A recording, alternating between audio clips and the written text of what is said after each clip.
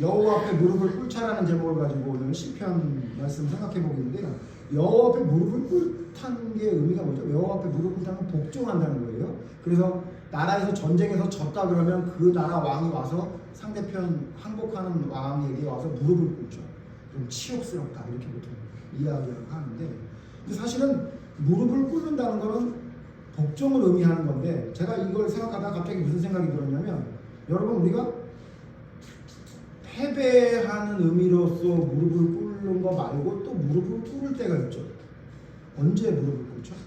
이 무릎 꿇는 건 너무너무 하고 싶어하는 무릎을 꿇는 걸 너무 하고 싶어하는 때가 있어요. 언제냐면 남자가 여자에게 프로포즈 할 때. 기억나시죠? 어떻게 하죠? 여러분 뭐 영화나 드라마에서 보셨죠? 남자가 이렇게 꼿꼿이 서가지고 여자 보고 무릎 꿇으라고 그러고서는 반지를 껴주던가 그렇게 안 하죠. 그렇게 안 하면 어떻게 하죠? 여자를 세워놓고 남자가 그 앞에서 꼭 어떻게 하죠? 무릎을 꿇죠. 무릎을 꿇고는 그 다음에 뭐 반지를 끼워준다든가 아니면 사랑을 고백하고 하는데, 저는 뭐 안 해봐서, 저는 결혼할 때 프로포즈를 안 해가지고, 그래서 그때 안 했더니 지금 계속 무릎 꿇고 있습니다. 그러니까 남자분들은 그때 딱 무릎 꿇어줘야 되는 건데. 자, 근데 그걸 왜 제가 이 생각을 했냐면, 근데 왜 그 프로포즈 때 남자가 무릎 꿇는지에 대한 이야기를 좀 찾아봤더니, 그게 아마도 왕에게 기사의 직위를 받을 때, 보셨어요? 칼로 이렇게 해서 내가 너를 뭐 기사로 삼느냐 할 때, 그때 이제 삼는다고 할 때 무릎을 꿇었던 게 아마도 이렇게 그 남자가 여자에게 프로포즈 할 때로 넘어온 거 아닌가 이렇게 생각이 되는데, 그렇다면 잘 생각해 봐야 돼요. 남자가 여자한테 무릎 꿇었다는 건 뭐죠? 내가 당신에게 복종하겠다는 의미로 남자들이 여자에게 무릎을 꿇었어야 됩니다. 근데 남자들이 지금 여자들에게 복종하지 않는 경우가 많죠. 그렇죠? 그래서 지금도 어떤 남자들은 여자들한테 무릎을 꿇는 걸 굉장히 치욕이라고 생각하는데, 저같이 뭐 항상 무릎을 꿇는 사람의 입장에서 본다면요, 누가 무릎 꿇는 거 별거 아닙니다. 그리고 사실 무릎 꿇는 게 훨씬 편합니다. 잘못했다고 하면 그냥 넘어갈 거, 괜히 그거를 잘못했지 않았다고 그냥 이야기하다가 결국은 말로도 지고, 여러 가지로 다 힘들어지는 경우를 제가 많이 경험해봤기 때문에 사실 무릎을 꿇는 게 가장 좋은 거예요. 제가 이 말씀을 왜 드렸냐면, 남자 여자의 관계에서도 무릎을 꿇는 게 굉장히 필요하죠. 한편으로 보면 남자가 여자한테 무릎을 꿇는 건 앞으로 내가 너에게 저지를 잘못에 대한 미리 예견을 해서 무릎 꿇는 게 아닌가 이런 생각을 하기도 하고 그러는데요. 어쨌든 여러분, 우리가 무릎을 꿇는다는 건 뭐냐면 상대방에게 대한 존중과 복종과 포기를 의미해요. 그러니까 내가 원래는 자유롭게 살 수 있었는데 당신한테 무릎을 꿇음으로 인해서 당신에게 복종하겠습니다라는 의미예요. 그런데 오늘 성경 말씀이 뭐라냐면 여호와 앞에 무릎을 꿇자 이렇게 말하고 있어요. 이 이야기는 무슨 이야기죠? 하나님 앞에 나의 모든 것을 내려놓고 복종하겠다는 의미를 가지고 있는 거죠. 대부분 하나님 앞에 무릎을 꿇는다고 이야기를 해요. 그런데 제가 가만히 살펴보면 진짜 하나님 앞에 무릎을 꿇었나? 라고 할 때 안 그런 경우가 훨씬 많은 것 같아요. 하나님께 복종하겠다, 내 것을 포기하고 하나님께 순종하겠다라고 우리가 말은 하지만, 그래서 우리 잘 아는 갈라디아 2장 20절에 내가 그리스도와 함께 십자가에 못 박혔나니 이제는 내가 사는 것이 아니요, 이렇게 너무 우리가 외우기도 하고 너무너무 그렇게 말을 해요. 그런데 여러분, 과연 우리 한번 돌아봅시다.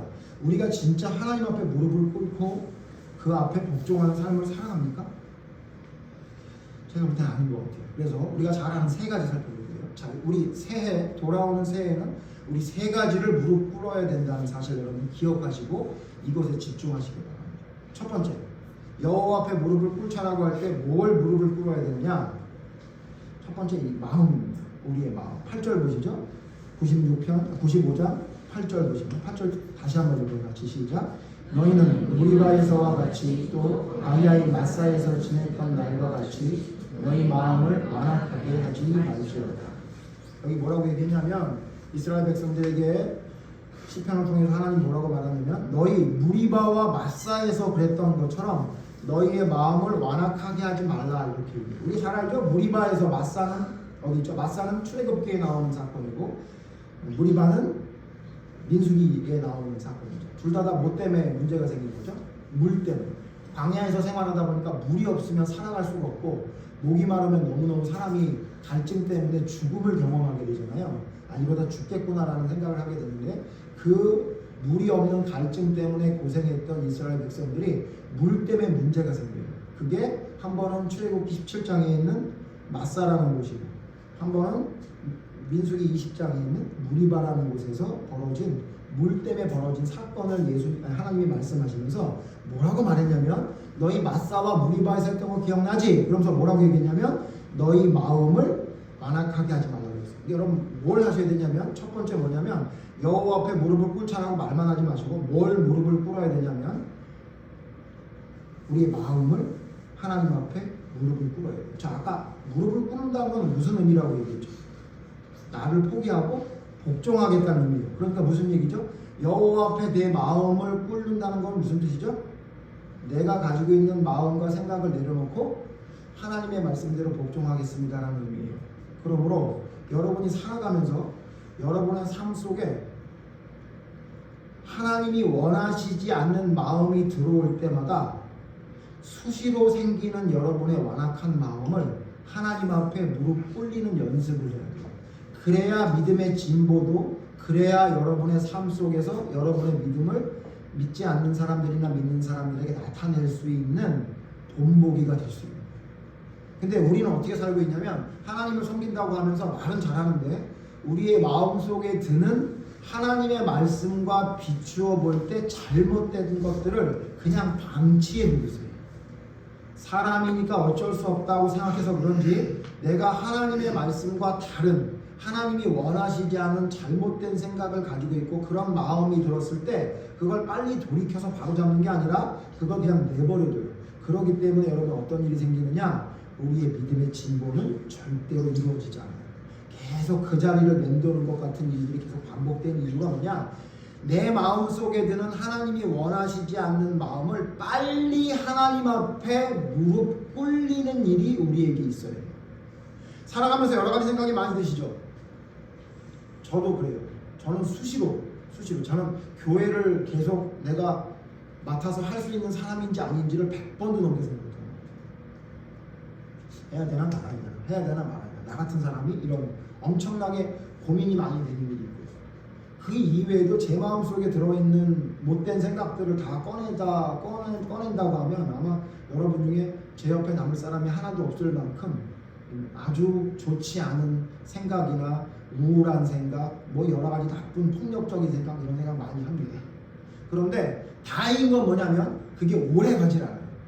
왜 오래 가지 않냐면 하나님의 말씀에 비추어서 잘못됐다고 생각하면 바로 고개를 숙이고 잘못했습니다라고 하는 것을 제 삶 속에 계속해서 연습하고 있습니다. 이게 계속 이루어지고 있고 그래서 조금 전에 내가 도저히 견딜 수 없을 고통과 힘든 일이 있다 하더라도 조금만 지나면 금방 괜찮아지는 것은 마음을 하나님 앞에 무릎 꿇는 연습을 하고 있기 때문이에요. 여러분 한번 돌이켜 보십시오. 여러분 한 해 동안 2023년 어떻게 지내셨어요? 2022년보다 나았었나요? 2021년보다 더 나았었나요? 2024년은 여러분이 지냈던 그 시간들보다 훨씬 더 나을 수 있을 거라는 생각이 드나요? 혹시 그렇지 않고 그냥 막막하거나 아무 생각이 없는 거 아닌가요? 그렇다면 여러분 제가 오늘 드리는 말씀 여호와 앞에 무릎을 꿇는 3가지를 여러분이 실천하면 여러분의 삶 속에 반드시 여러분의 믿음의 진보가 자타가 공인할 수 있는 일들이 일어나게 될 것이고 그 다음에 그것이 믿는 자나 믿지 않는 자들에게 본보기가 될 수 있는 믿음으로 성장할 수 있을 거예요. 그러기 위해서 뭘 해야 된다고요? 마음속에 드는 하나님이 원하시지 않는 생각들을 여러분 빨리 무릎을 꿇게 하십시오. 무릎은 빨리 꿇을수록 큰 문제가 덜 생겨요. 빨리 무릎 꿇어야 금방 끝납니다. 그런데 내 생각이 옳다고 자꾸 그거를 주장을 하다 보면 시간이 더 길어지고 오히려 한 대 맞을 걸 10대 맞는 일이 생기죠. 우리 아이들 키워보면 그러거든요. 빨리 잘못했다고 하는 아이, 죽어도 자기가 잘못 안 했다고 끝까지 우기는 아이가 있죠. 대부분 어떤 아이가 부모에게는 편한 아이고 자기 삶에도 편하게 되죠. 빨리 잘못했다고 인정하는 거예요. 그죠? 여러분 하물며 부모에게 자식이 대드는 게 아니라 빨리 잘못했다고 자기의 마음의 생각을 바꾸는 게 그 자신에게도 유리하고 이익이 되는데 하물며 하나님 말씀 가운데에서 내 마음속에 드는 생각이 잘못되는데 그걸 내버려 둔다는 건 이건 말도 안 되는 거예요. 하나님의 말씀 좀 이해 안 될 수도 있어요. 조금 너무 힘든 걸 하라고 하나님이 말씀하시는 걸 수도 있어요. 또 어떤 거는 내가 너무 하고 싶은데 하지 말라 그래서 막 가만히 있지 못할 정도로 막 손이 벌벌 떨리고 부들부들 떨리고 그런 마음이 들 수도 있어요. 그러나 여러분 뭘 아셔야 돼요? 하나님과 내가 대등하게 무엇인가를 논의할 수 있는 존재가 아니라는 사실을 여러분이 진짜 알고 있다면 여러분의 마음속에 드는 생각이 그 어떤 생각이든 간에 하나님의 말씀에 비추어서 올바르지 않으면 그건 여러분 바로 잘해요. 빨리 무릎 꿇게 해야 돼요. 어려운 일이 있으시죠 여러분? 살면서 어려운 일이 없는 사람 어디 있어요? 힘들고 어려운 일이 있죠. 저만 해도 지금 갑자기 연말에 갑자기 전화가 와가지고 집주인이 12월 31일 오늘까지 가게를 비워주세요. 이거는 전화가 왔어요. 뜬금없이. 저는 정식 계약을 한 게 아니라 임시로 계약을 했으니까 언제든지 나갈 수 있다고 그랬더니 진짜 언제든지 나갈 수 있다고 그러니까 전화해서 한 4일 후에 짐을 빼달라고 하네요. 저는 그때 지금 뭐하고 있었냐면 여러분 조금 이따 드릴 건데 우리 집사님한테는 어떤 말씀이 맞을까? 우리 태준이가 이번엔 중학생 돼서 태준이한테도 말씀을 줘야 되는데 우리 태준이한테 무슨 말씀을 줘야 되나 이렇게 고민하고 그거 고민하다고 막 정신이 없어 죽겠는데 갑자기 전화 와서 나가라 그러는 거예요. 전화 끊고 나서 제가 어떻게 해요? 그때부터 여러분 말 많이 쓰는 말로 그게 뭐죠? 멘붕이 오는 거죠. 멘붕. 그렇다고 그거를 제 아내한테 얘기를 하면 어떻게 될까요? 여보 힘들지? 내가 도와줄게 이런 말을 한 번도 못 들어봤습니다. 그죠? 오히려 어이구 어떡하려고 그래 너 걱정만 더 늘어날 테니 그 말도 못하고 아무한테도 말을 못하고 혼자서 이제 그냥 동동동동 거리고 있다 있는 거죠. 어떻게 해야 되나. 더 좋은 길이 열려요. 그죠? 하나님이 그걸 여러분 근데 여러분 제가 무슨 생각이에요? 더 좋은 길이 열린다. 하나님이 여기를 옮기라고 하는 건 하나님의 뜻이 있는 거다. 장사를 하지 말든가 아니면 더 좋은 길을 하나님이 연결해 주실 거다. 그걸 하나님이 하시는 거다. 그런 마음이 드니까 불안했던 마음이 한순간에 없어지는 거예요. 지금 내가 어느 길인지는 잘 모르지만 하나님께서 더 좋은 길을 주셨는데 항상 더 좋은 길을 주셨는데 추능기 누나를 맞고 이정비를 주셨는데 설마니 하나님께서 더 좋은 길 안 주시랴 이런 마음이 드니까 그냥 괜히 여유가 생기는 거죠. 그리고는 편안하게 됐고 실제로 갈 수 있는 곳과 편안한 길이 더 열리게 됐어요. 어려움 없어지죠.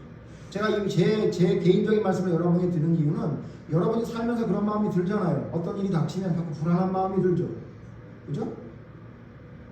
혹은 여러분 불안한 마음만 들면 다행인데 누구를 미워하는 마음도 들죠. 그죠? 도저히 사랑할 수 없는 사람들, 도저히 인정할 수 없는 모든 것들 그런 것들이 여러분 마음속에 있잖아요. 근데 여러분 그걸 하나님의 말씀하고 비춰보세요. 맞나? 그래서 하나님이 해도 된다라고 말씀하시면 계속 하시면 돼요. 하나님이 하라고 하는 걸 계속 하는 건 누가 뭐라고 하겠어요. 그런데 하나님 말씀에 비춰서 아닌 것 같아. 내가 이렇게 불안하면 안 될 것 같아. 내가 이렇게 걱정만 하는 건 하나님이 좋아하시지 않을 것 같아. 내가 이렇게 화가 나서 이렇게 있는 것은 하나님이 좋아하시지 않는 게 분명해 라고 생각이 들면 여러분 빨리 무릎을 꿇게 하세요. 여러분 스스로. 그 자존심이 뭔지 아니면 도대체 사람들이 여러분을 바라보는 게 뭐라고 생각해서 그런지 모르지만 내가 갑자기 변하는 걸 너무 두려워하는 사람들이 많아요. 내가 갑자기 변하는 걸 두려워하는 사람들이 많아요. 제가 예전에도 말씀드렸지만 희한하게 사람들은요 좋았다가 나빠지는 것에 대해서는 뭐라고 생각 안 해요. 그건 이상하다고 생각 안 해요. 기분이 좋다가 갑자기 기분이 나빠져. 어떤 사건을 통해 그거는 사람들 다 이해해요. 근데 뭘 이해 못하냐면 기분이 엄청 나빴는데 갑자기 좋아지면 사람들이 뭐라고 그러죠? 그 미쳤다고. 그죠? 보세요. 한번 생각해 보세요. 어떤 사람이 막 기분이 안 좋았다가 갑자기 막 안 좋은 일이 저처럼 가게를 옮기래. 그러면 막 기분이 막 좋았다가 이렇게 하는 사람들이 야, 너 좀 전까지 좋아했다가 왜 갑자기 기분이 나빠져? 미친 거 아니야? 이렇게 얘기해야 안 해요. 안 하죠. 그렇게 안 해요. 근데 희한한 건 뭐냐면 기분이 막 나쁜 상태로 막 우울한 상태로 이렇게 있다가 갑자기 막 웃잖아요? 그럼 뭐라 그러냐면 너 아무 일도 없었는데 왜 갑자기 웃어? 너 미친 거 아니야? 그러잖아요? 그죠? 희한하죠? 사람의 본성이 어떤 게 있냐면 좋았다가 나빠지는 거는 익숙해. 근데 나빴다가 좋아지는 건 그렇게 힘들어. 그게 왜 그런지 아세요? 제가 볼 때 그게 죄성의 아주 근본적인 모습이에요. 하나님은 뭘 좋아할까요? 좋았다가 나빠지는 거를 괜찮다고 하실까요? 나빴다가 좋아지는 걸 괜찮다고 하실까요? 분명하죠. 근데 우리는 어떻게 하죠? 나빴다가 좋아지는 게 왜 이렇게 어색한지 몰라요. 괜히 막 다 날 쳐다보는 것 같고 어색해서 죽겠죠. 그게 왜 그러냐면 내 안에 있는 아직 잘못된 내 마음을 하나님의 말씀으로 제대로 컨트롤하지 못하기 때문에 생기는 나타나는 현상이 있어요. 여러분 혹시 하나님의 뜻대로 못하던 것이 있었는데 그게 생각이 나면 빨리 바꾸세요. 하나님이 너무너무 기뻐하세요. 자, 첫 번째 뭐라고요? 마음을 여러분 하나님 앞에 무릎 꿇려야 해요. 그러지 않으면 여러분 그 다음에 진행이 안 돼요. 왜냐하면 자, 마음을 무릎 꿇게 한 다음에 그 다음에 또 뭘 무릎 꿇게 해야 될까요? 두 번째 뭐냐면요, 잘 알죠? 우리의 말을 하나님 앞에 무릎 꿇게 해야 돼요.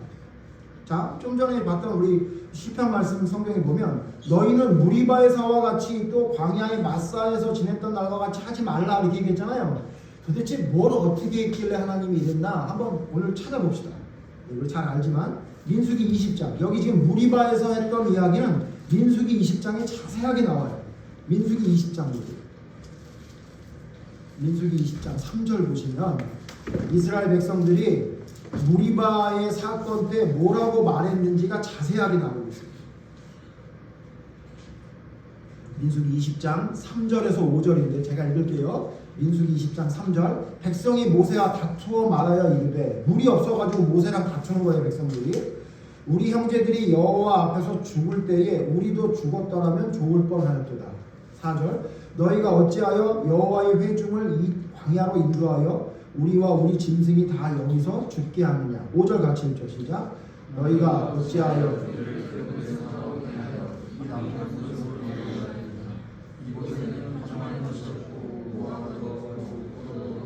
석류도 없고 마실 물도 없도다. 자, 이게 지금 무리바에서 물이 없어서 이스라엘 백성들이 모세와 아론에게 했던 말이에요. 한번 살펴볼게요. 우리 참 살펴볼게요. 이들의 말 중에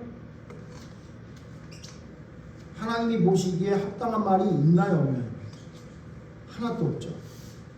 첫 번째 뭐냐면요, 이들의 말이 얼마나 황당하냐면 3절을 제가 읽었는데 여러분 3절 다시 한번 보시면요, 우리 형제들이 여호와 앞에서 죽을 때에 우리도 죽었더라면 좋을 뻔하였도다 이렇게 얘기했어요. 그러니까 좀 전에, 얼마 전에 이스라엘 백성들의 형제가 죽었대. 근데 그때 내가 죽었으면 좋을 뻔했다라고 얘기했는데 이 지금 민수기 20장 바로 전에 이스라엘 백성이 죽은 사건이 뭔지 아세요? 이스라엘 백성이 죽은 사건? 그게 16장에 나와요. 읽진 않겠습니다. 16장의 내용이 뭐냐면 고라 자손과 다단과 아비람이 합심해서 어떻게 하냐면, 누가 하나님이 모세에게만 역사하라 그랬느냐, 우리에게도 하나님이 역사한다 그러고 반역을 일으켜요. 민수기 16장에 반역을 일으켜서 각 그 지파에 남아있는 그 지금으로 말하면 군대로 말하면 분대장 같은 사람들을 불러 모아요. 250명이 모여요. 그래서 그들이 다 향로에 불을 담아갖고 와서는 지금으로 말하면 촛불 시위 같은 거 하는 거예요.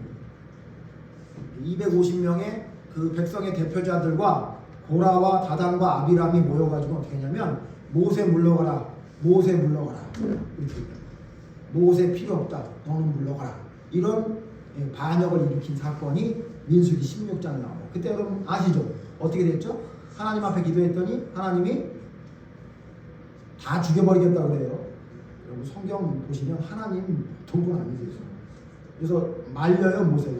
하나님 다 죽이면 어떻게 해요? 그랬더니 그래? 그럼 더 빨리 고라 주변에 사람들 잊지 못하게 해라. 다 죽인다고 말해라. 그래서 모세가 얘기해요. 너희들 지금 하나님이 너희들 진노하시는데 고라 주변에 있다면 죽어. 그렇게 모세가 얘기하니까 사람들이 피하죠. 그리고는 모세의 말이 끝나자마자 고라와 함께하는 사람이 있었던 그 땅이 어떻게 돼요? 땅으로 꺼져버립니다. 다 죽어버려요. 그리고 데모한다고 들고 나왔던 향로를 들고 나왔던 250명이 몽땅 다 여호와께서 나오는 불에 타져서 다 죽어요. 250명. 자, 민수기 20장 이전에 자기 백성이 죽었다는 사건은 제일 가까운 게 이거예요. 이거. 지금 뭐라고 얘기하는 거예요? 고라 자손과 그 백성의 250명 향불 들고 왔던 사람이 죽었을 때 우리도 죽었으면 좋겠다 이렇게 얘기하는 거예요. 무슨 얘기하는 거예요 지금? 그들이 저주받은 거? 그거 잘못된 것 같다. 아니 당신 때문에 지금 물이 없어서 나도 죽게 생겼는데 그 고라 자손들 죽을 때 나도 죽었으면 좋을 뻔했다. 이런 말 같지도 않은 이야기를 하고 있는 거예요. 생각해보세요. 여러분 이런 말 해요 안 해요? 여러분 이런 말 언제 하냐면요. 언제 하냐면 너무 억울하거나 화날 때 그렇게 말하죠. 아니 저희 아내도 얼마나 귀여운지 내가 너랑 결혼한 게 이 세상에 제일 바보 같은 짓이다 이런 얘기를 그런 축복된 말을 저주로 이렇게 바꿔서 말해요. 언제 그 말을 하죠?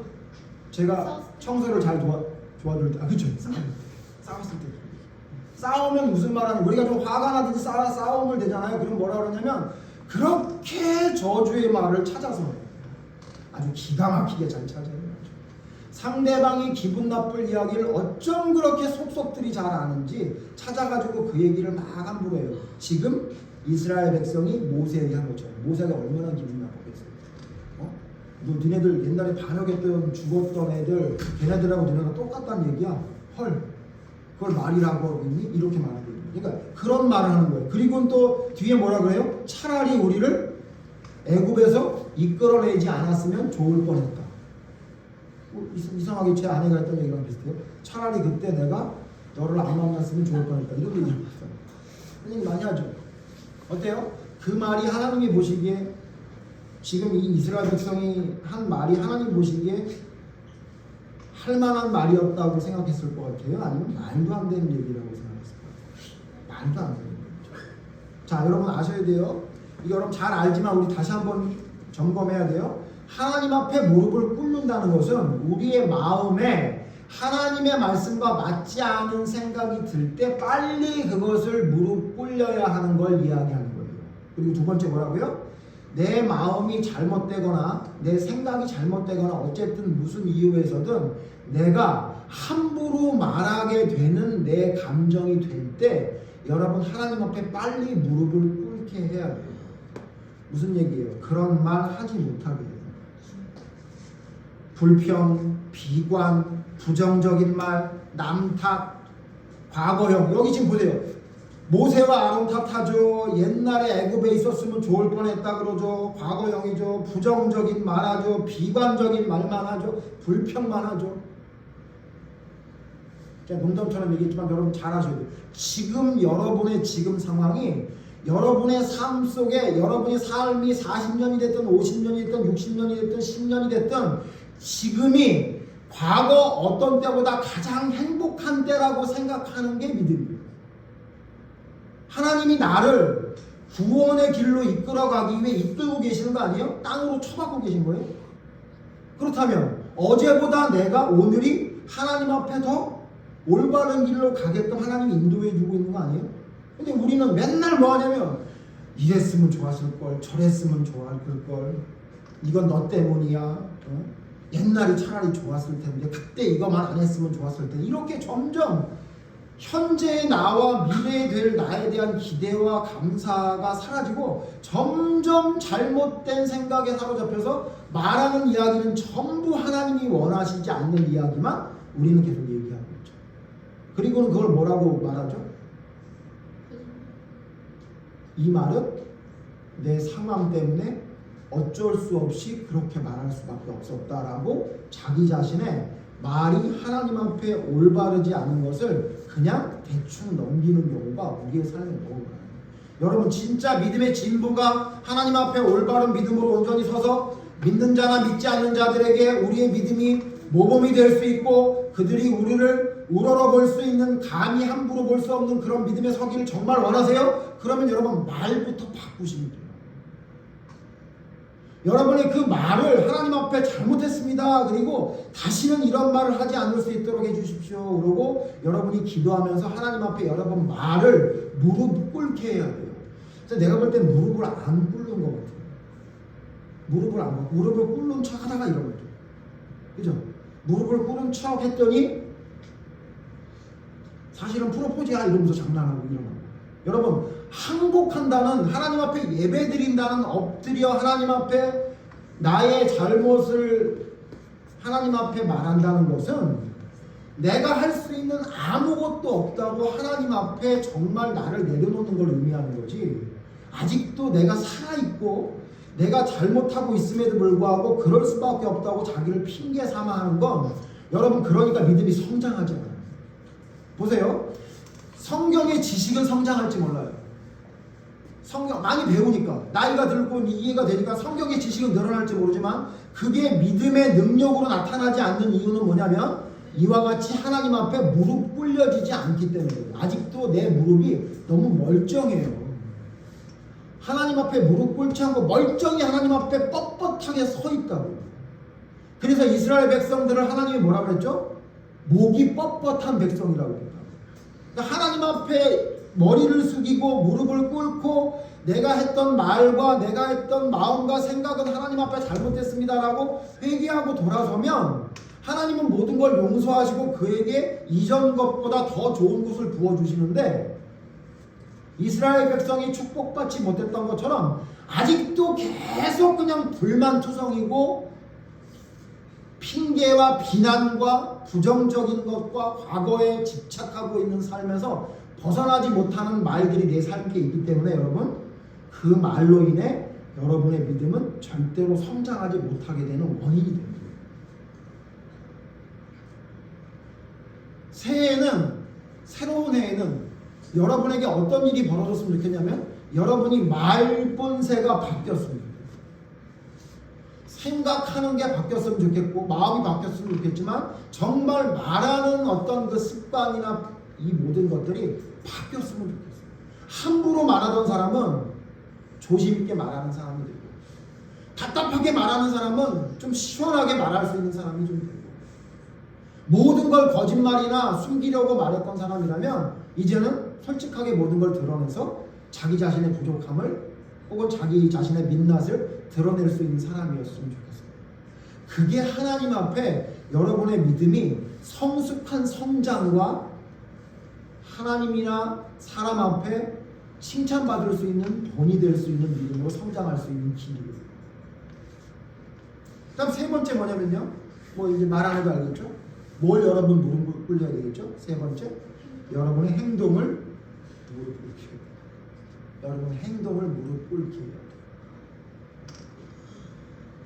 오늘 성경 말씀 보면요, 결국 이 무리바에서 저지른 이 죄에 대해 설명할 때 우리가 어떤 말을 했는지 봤잖아요. 그러면요, 이들이 어떤 행동을 했는지 좀 전에 봤지만 다시 한번 찾아봅시다. 도대체 고라 자손들이 땅으로 꺼졌대는데 도대체 어떤 행동을 했나 한번 보면요, 민수기 16장 보세요. 민수기 16장 보면요, 3절 봅시다. 3절 뭐라고 얘기하냐면, 그들이 모여 모세와 아론을 거슬러 그들에게 이르되 너희가 분수에 지나도다.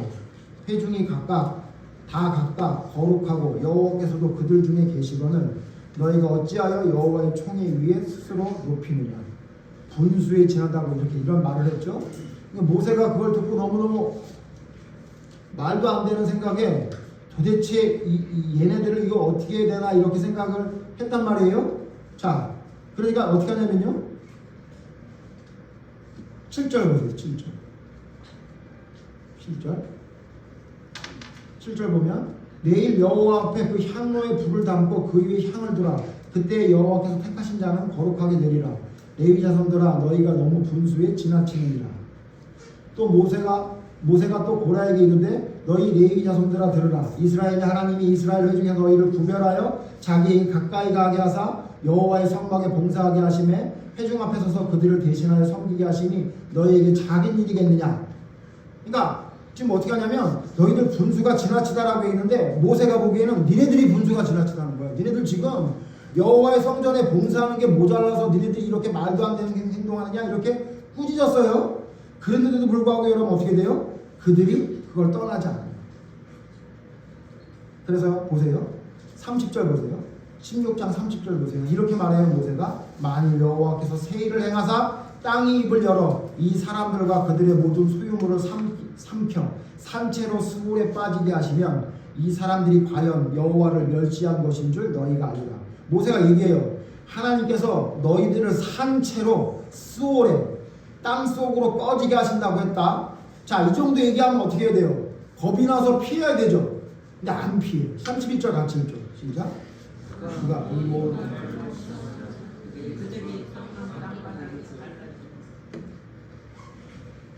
모세가 그렇게 말을 해도 그렇게 하면 안 된다. 거기 서 있으면 죽는다. 그래도 그들이 움직이지 않고 그 자리에 서 있는 거예요. 고라 앞에 서가지고 땅이 꺼져서 우리를 삼킨다고? 야, 진짜 웃기고 있네. 이러고 있었겠죠.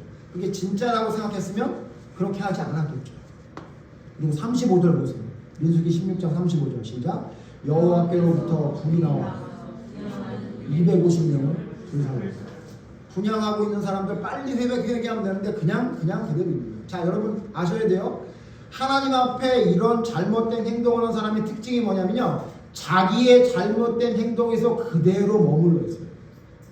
하나님의 경고의 말씀을 들으면 빨리 돌이켜서 정신 차리면 되는데 그러지 않고 그냥 자기 자리에 그냥 있어요. 여러분 돌아보세요. 작년에 여러분이 행동했던 모습과 올해 여러분이 행동했던 모습이 비슷해요? 달라요? 혹시 비슷해요? 그럼 여러분 고라자손 옆에 그냥 서 있는 거랑 똑같이 여러분 서 있는 거예요. 그러니까 여러분의 믿음이 성장하고 진보하고 하지 못해요. 아무리 많이 알고 있으면 뭐예요? 내 마음이 계속 하나님 앞에 무릎 꿇려지지 않고, 내 말이 하나님 앞에 무릎 꿇려지지 않고, 내 행동이 하나님 앞에 무릎 꿇려지지 않고 내가 생각하는 대로 그대로 멈춰 서 있는데 우리에게 무슨 하나님의 능력의 놀라운 일들이 우리의 삶 속에 벌어지겠어요. 자, 이 세 가지 합시다. 여러분의 마음속에 잘못된 생각이 들면 빨리 하나님 앞에 무릎 꿇으십시오. 여러분의 말이 하나님 앞에 올바른 말을 안 했으면 좋겠는데 혹시 했잖아요? 그럼 빨리 돌이키세요. 잘못했습니다. 여러분의 행동이 잘못됐는데 여러분 그 자리에 머물러 있으세요? 빨리 옮기세요. 그 자리에 서 있으면 땅으로 꺼진단 말이에요. 그런 긴급한 생각을 가지고 하나님의 말씀을 여러분의 삶으로 옮겨요. 마지막입니다. 자, 그러면 목사님 악하게 할 때도, 누군가 나에게 악하게 할 때도 우리 삶의 적용을 마지막으로 하는 겁니다. 초고난이도 적용이에요. 누가 나한테 악하게 할 때도 내 마음과 말과 행동이 그래야 되나요? 여러분 잘 아시죠? 사무엘하 16장에 보면 누가 나오냐면 시므이라는 사람이 나와요. 시므이는 누구죠? 모르죠. 네.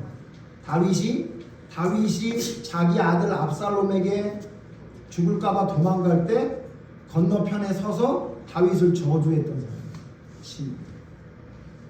저주만 한 게 아니라 돌을 던지면서 고개를 흔들면서 아주 그냥 저주를 하는 걸 봐요. 그때 여러분 사무엘하 16장에 보면 중요한 인물 3명이 나오는데 하나는 저주하는 시므이, 하나는 저주받는 다윗, 그 다음에 그 가운데 서서 시므이를 죽이겠다고 하는 아비새, 그 3명이 아시죠? 아비새가 뭐라 그래요? 저 죽은 개 같은 걸 가서 내가 한 방에 죽여버리겠습니다. 왜냐하면 맞는 말이 하나도 없어요. 여러분 오늘 안 찾아보겠지만 사무엘하 16장 보면 시므이가 한 말을 쭉 읽어보면요, 시므이가 한 말 중에 맞는 말이 하나도 없어요. 그냥 다윗에게 저주하는 거예요. 여러분 혹시 그런 일 당해보셨어요? 나에게 해당되는 말이 하나도 안 되는데 나를 저주하는 사람 혹시 본 적 있으세요? 그럴 때 여러분 어때요? 억울해서 못 참죠. 네? 억울해서 못 참잖아. 왜 나에 대해서 하나도 맞는 말을 하지 않아? 그럼 어떻게 해야 돼요? 아비새처럼 가서 어떻게 해요? 죽여야죠. 결판을 내야죠. 오늘 너 어디 네 그딴 말을 해, 어디 한번 오늘 끝장을 내보자 이래야 되는 거 아니에요? 그때 다윗이 어떻게 했죠? 아비새를 혼냈어요. 아비새. 너 뭔데 나한테 가만히 있어. 하나님이 내게 저 말을 들을만 하니까 듣게 해주시겠지. 그렇잖아요. 그리고 뭐라 그래요? 만약 시므이 제가 한 말이 잘못된 말이라면 하나님이 갚아줄 거야. 그냥 가만히 있어. 이렇게 얘기했죠. 지금 자기 아들에게 쫓겨가서 죽을까 말까 하는 상황에 자기를 저주하는 시므이를 보고 이렇게 말할 수 있었던 원동력이 뭐예요? 여러분 다윗은 하나님 앞에 항상 무릎 꿀려지는 삶을 살았던 사람. 전쟁에 나갈 때도 하나님 앞에 무릎 꿇고, 전쟁에 승리하고도 하나님 앞에 무릎 꿇고, 죄를 짓고도 무릎 꿇고, 답답한 마음이 있어도 무릎 꿇고, 억울한 마음이 있어도 무릎 꿇고, 나는 당장이라도 쳐 죽이고 싶고 입에서 저주의 말을 쏟아내고 싶지만 그 저주의 말은 하나님께만 하고 나를 돌봐달라고 하고 사람들에게는 한마디도 저주의 말을 하지 않았던 사람이 다윗 아니었어요? 나에게 악하게 행할 때에도 우리는 이 세 가지가 동일하게 작동해요. 여러분이 정말 억울한 일이 생기더라도 그래도 여러분의 마음과 여러분의 말과 여러분의 행동이 하나님 앞에 잘못돼서는 안 돼요. 그렇게 해야 믿음의 본이 될 수 있는 거예요. 세상 말로 좀 해보면요, 여러분 한 번 나서 예수님 믿었는데 히브리서 11장 정도의 이름을 들어가게끔 여러분 신앙생활 해야 되지 않아요? 네? 왜 그렇게 모자란 나의 모습을 왜 그렇게 사랑하고 감싸주고 있는 거예요? 그게 뭐 대단한 거예요? 그래서 여러분 이거를 구약에만 얘기한 게 아니라 신약에는 심지어 이렇게 얘기했어요. 이 말씀만 찾아보고 진짜 마칠게요. 뭐라고 얘기했냐면요, 차라리라는 말을 많이 썼는데요, 고린도전서 6장 7절 보세요. 고린도전서 6장 7절. 이건 우리의 삶 속에 진짜 적용될 수 있는 귀중한 말씀 두 말씀이에요. 고린도전서 6장, 히브리서 10장 두 개만 찾아봅시다. 고린도전서 6장 보세요. 고린도전서 6장에 이런 말이 있어요. 고린도전서 6장 7절 보세요. 고린도전서 6장 7절 다 같이 읽읍시다. 시작. 너희가 피차 고발함으로 너희 가운데 이미 뚜렷한 허물이 있나니 차라리 불의를 당하는 것이 낫지 아니하며 차라리 속는 것이 낫지 아니하며. 고린도 교회가 문제가 많았는데요, 고린도 교회 안에 교인들끼리 무슨 법적인 문제가 생겼나 봐요. 근데 그거를 법적인 문제가 생기니까 그걸 진짜 법정에 가가지고 판결을 해달라고 했던 거를 사도 바울이 안 거예요. 그때 사도 바울이 고린도 교회에 뭐라고 그러냐면, 야, 왜 그걸 가지고 세상 법정에 가서 송사를 하냐, 그렇게 쭉 이야기를 하다가 이 말 한 거예요. 뭐라고 얘기했냐면, 차라리 어떻게 하는 게 낫대요? 차라리 불의를 당하는 것이, 차라리 속는 것이 낫지 않냐, 이렇게. 그는 네 형제인데 네가 진짜 이웃을 사랑하고 내 이웃을 내 몸처럼 사랑한다면 너 이웃이 너를 정말로 억울하게 해도 차라리 억울하게 되는 게, 차라리 속는 게 더 낫지 않냐라고 얘기했다. 이게 우리 아까 주일날 예배 드릴 때 봤던 그게 뭐예요? 그게 성숙한 믿음. 여러분이 어떤 일이 있는데 너무 억울해. 이건 세상 법적으로 가면 무조건 내가 승리야. 그래도 성경이 뭐라고 얘기하냐면요, 그거 하지 말고 차라리 속는 게 낫지 않냐? 차라리 불의를 당하는 게 낫지 않냐, 이렇게 얘기해요. 여러분 어때요? 불의를 당하면 여러분 견뎌요, 못 견뎌요? 여러분 억울한 일 생기면 견뎌요, 못 견뎌요? 여러분 누가 여러분을 속이면 견뎌요, 못 견뎌요? 못 견디죠? 그거 고치라고. 그냥 속아주세요. 그냥 불의를 당해주라고요. 그게 믿음의 진보예요. 그게 믿음의 성숙이라고. 내 이 다 따지고 내가 억울한 거 다 따지고 그게 무슨 믿음의 본이 돼요? 예? 목사님, 저는 날 때부터 성격이 이렇게 잘 따지고 막 10원 한 장도 다 이렇게 정확하게 맞아야만 되는 사람이라고요? 교회 재정을 맡으셨다면 그렇게 하셔야죠. 그런데 그리스도 안에 새 사람이 된 거 맞아요? 이제는 내가 사는 것이 아니고 내 안에 있는 예수 그리스도가 사는 게 맞아요? 그럼 예수님이 그렇게 했어요? 예수님이 이렇게 막 이익을 따졌어요? 네? 예수님이 그런 적이 있냐고요? 근데 내 안에 있는 예수가 사는데 그 예수님은 어떤 예수님이에요? 예수님 맞아요? 그게? 네? 그게 예수님 맞냐고요? 지금 이 시간에 제가 이렇게 말해도 여러분 부대끼는 사람이 혹시 있을지 모르겠는데, 여러분 그렇게 부대끼는 게 맞아요? 네? 그게 진짜 여러분을 지키는 거예요? 여러분이 불의를 당하고 억울한 일을 당하고 속는 게 여러분 그렇게 힘들어요? 그럼 예수님은 왜 속아줬어요? 뻔히 자기를 팔아먹을 놈이 앞에 있는데도 왜 걔한테 왜 발을 씻겨주고 왜 그 아이에게 떡을 왜 갖다 주냐고. 여러분 그게 믿음이에요. 그게 믿음이라고. 다른 사람 얘기하지 말자고요. 어떤 사람이 이렇게 믿는데 그거 여러분 생각도 하지 마시고요. 우리 하나님 말씀대로 사는 사람이잖아요. 여러분 이제는 좀 그냥 속고 사세요. 이제는 좀 불의를 당해도 억울해도 그냥 사세요. 오히려 그걸 기쁨으로 여기시라고.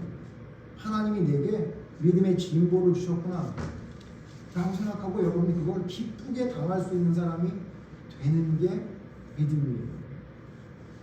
뿐만 아니라 이렇게 말하면 또 못 알아들을까봐 하나님이 히브리서 기자를 통해서 우리에게 한 번 더 구체적으로 설명해 주셨어요. 히브리서 10장 보세요. 히브리서 10장 34절.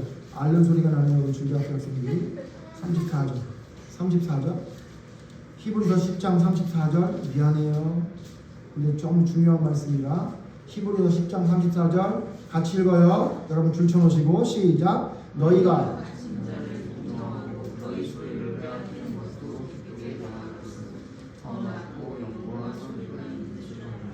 너희 소유를 누가 뺏었대요. 네? 그거 돼야 안 돼요. 우리 태준이는 아마 자기가 지금 키커 초콜릿 2개 가지고 있는데 누나가 하나 가져가도 용서 못할 텐데. 내가 말 안 했는데 왜 내 걸 가져갔어? 내 허락도 안 받고 왜 네가 내 걸 가져가? 여러분 이러잖아요. 형제한테도 그러죠. 네? 그렇죠. 근데 여기 뭐라 그랬냐면 내 소유를 빼앗기는 것도 어떻게 한대요? 기쁘게 당했대요. 다시 내 소유를 빼앗기는 걸 어떻게 했대요? 기쁘게 당했대요. 누가? 믿음의 사람들. 여러분의 소유를 빼앗기는 걸 기쁘게 당한 적이 있어요? 아니면 억울하게 당한 적이 있어요? 아니면 짜증나게 당한 적이 있어요? 어때요? 여러분은 어때요? 아예 내 소유를 빼앗기는 일들은 만들지도 않지 않아요? 나는 소중하니까. 근데 왜 그렇게 할 수 있었대요? 그 다음 말이 중요하죠. 왜 내 소유를 빼앗기는 걸 기쁘게 당할 수 있었대요? 더 낮고 영구한 소유가 있는 줄 알았기 때문에. 내가 지금 여기서는 억울하게 당하고 내 걸 빼앗기고 막 말도 안 되는 일을 당하는 게 내가 힘들지만 내가 그걸 왜 당해줄 수 있냐면, 내가 왜 속아줄 수 있냐면, 나에게는 변하지 않고 영구한 아무도 뺏어갈 수 없는 그 아름다운 소유가 하늘에 있음을 알게 돼. 그 더 내가 지금 눈에 보이는 재물이 아니라 더 귀한 재물이 나에게 있다는 걸 알기 때문에 그까짓 건 아무것도 아니라고 그냥 여겨줄 수 있었던 거예요. 우리 교인들에게 제가 간절히 바라는 것 하나가 그겁니다. 여러분 진짜 이런 믿음에 여러분 서고 있습니까? 여러분의 소유를 빼앗기고 여러분이 억울한 일을 당하고 누가 나를 속일 때 여러분 그걸 기쁘게 당해줄 수 있나요? 그게 믿음이에요. 왜? 우리는 지금 눈에 보이는 재물 말고 영원한 소유가 나에게 있음을 바라보고 믿기 때문에. 여러분 이러기 위해 여러분이 하나님 앞에 무릎 꿇으십시오. 여러분의 잘못된 마음들 하나님 앞에 무릎 꿇으십시오. 진짜 무릎 꿇게 하세요. 여러분의 못된 말들, 마음을 상하게 하는 말들, 어떤 사람의 영혼을 죽이는 말들 했던 거 그거 다 하나님 앞에 무릎 꿇으셔야 돼요.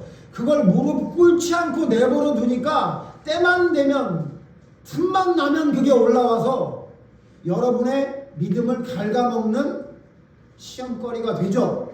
그러니까 여러분의 믿음은 작년에 비해 올해 여러분 성장했나 보면 그냥 그런 것 같은 이유가 거기서 있어요. 여러분의 마음이 변하지 않고, 여러분의 마음이 변하지 않고, 여러분의 행동이 변한 게 하나도 없어요. 똑같거든. 믿음이 성장하기를 원합니다. 믿음의 진보가, 성숙한 믿음이 사람들에게 하나님 앞에 나타날 수 있는 믿음이 되기를 원합니다. 그러기 위해 여러분 진짜 내년 한 해에는 여러분의 마음을 하나님 앞에 무릎 꿇리는 날이 되기를 원합니다. 여러분의 말이 하나님 앞에 무릎 꿇려지는 시간들이 있기를 원합니다. 여러분의 행동들이 하나님 앞에 바뀌는 놀라운 역사가 일어나기를 원합니다.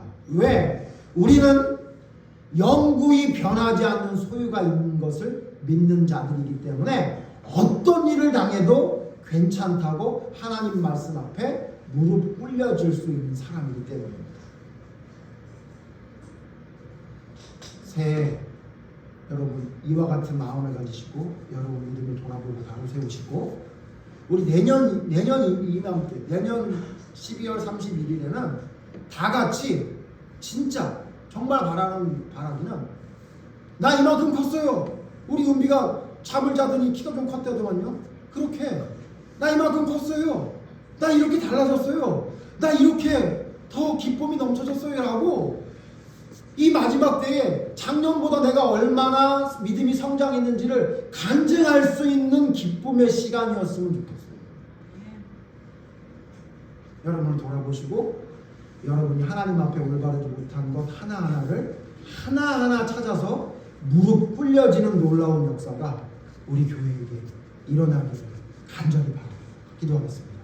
하나님,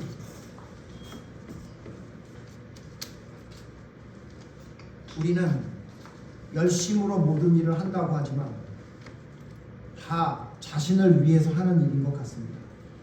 하나님 말은 하지만 주님 말은 하지만 하나님이 나의 주인이 되심을 우리의 삶 속에서 온전히 보여주지 못하고 살아가는 것 같습니다. 하나님 앞에 무릎을 꿇자라는 말씀을 통해 이제 저희들의 모든 것들을 하나님 앞에 무릎 꿇게 되기를 원하오니 하나님 우리 마음에 있는 하나님이 원하시지 않는 마음들 하나하나를 하나님 앞에 무릎 꿇려지는 놀라운 역사가 일어나게 해주시옵소서.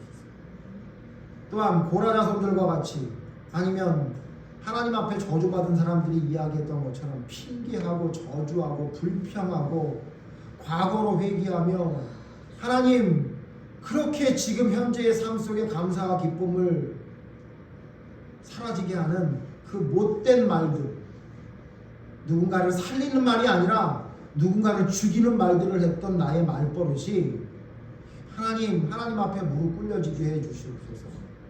예수님을 믿는다고 하면서 예수님을 위해 산다고 하면서 예수님의 내 마음속에 계신다고 하면서 전혀 예수님처럼 말하지 못하는 나의 모습을 발견하게 하시고 또한 우리의 행동 또한 말만 하지 행동으로 옮기지 못했던 바리새인과 같이 지식만 잔뜩 늘어나는 가분수와 같은 믿음에 미련한 자가 되지 않게 하시고 깨달은 대로 삶으로 옮기고 하나하나 주님 앞에 올바르지 못한 것을 찾아 무릎 꿇게 하여지는 놀라운 믿음의 역사가 우리의 삶이 되는 한 해가 될 수 있도록 새로운 해가 될 수 있도록 하나님 인도해 주셔서 믿음의 진보를 통해